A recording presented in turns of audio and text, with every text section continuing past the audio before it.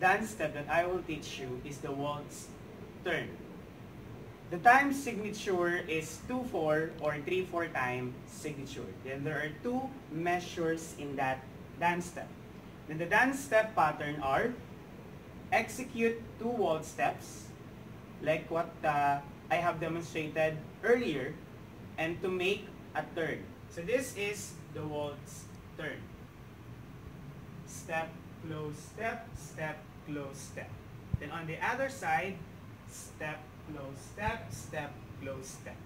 Or if you will use time signature, 1 and 2, 1 and 2.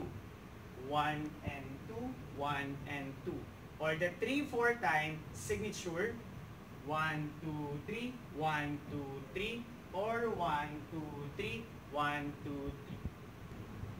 Step, close, step, step, close, step, or step, close, step, step, close, step, or 1 and 2, 1 and 2, or 1 and 2, 1 and 2, or 1, 2, 3, 1, 2, 3, 1, 2, 3, 1, 2, 3.